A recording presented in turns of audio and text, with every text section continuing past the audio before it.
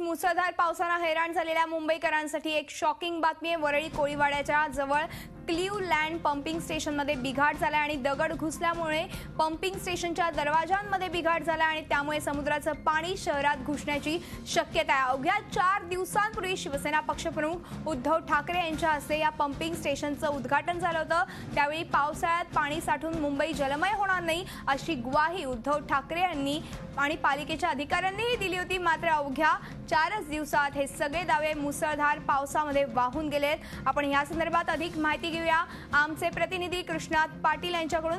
कृष्णात, आपण बघतोय की पंपिंग स्टेशनमध्ये आता बिघाड झालेला आहे। कोळीवाड्याजवळ हा प्रकार घडलेला आहे। दगड घुसल्यामुळे पंपिंग स्टेशनच्या दरवाजांमध्ये बिघाड झालाय। काय सविस्तर माहिती आहे, ह्यामुळे काय होऊ शकतं?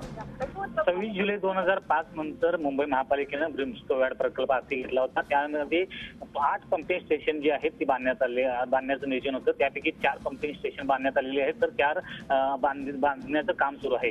त्यापैकी एक जे पंपिंग स्टेशन आहे क्लिव्हलँड पंपिंग स्टेशन, ज्याचं बुधवारीच उद्घाटन झालं होतं माननीय उद्धव ठाकरे यांच्या हस्ते।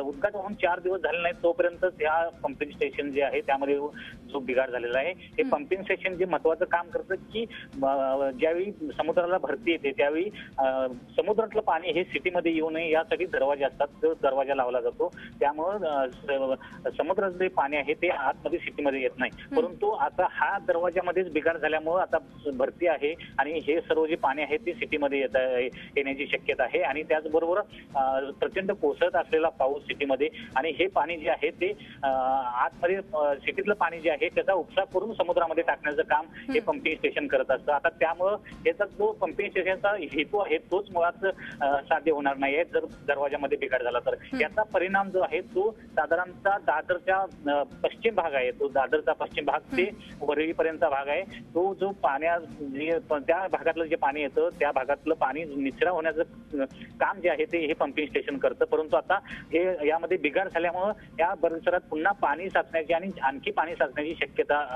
वाढलेली आहे। धन्यवाद कृष्णात, या संपूर्ण चर्चेबद्दल आणि माहितीबद्दल। आपण बघतोय की वरळी कोळीवाड्यातल्या पंपिंग स्टेशनमध्ये बिघाड झालेला आहे आणि त्यातच आता हायटाईड आहे आणि जोरदार पाऊस सुरू आहे, त्यामुळे पुन्हा एकदा ह्या भागामध्ये अजून पाणी साचू शकतं अशी शक्यता निर्माण झालेली आहे। झी 24 तास रहा एक पाऊल पुढे।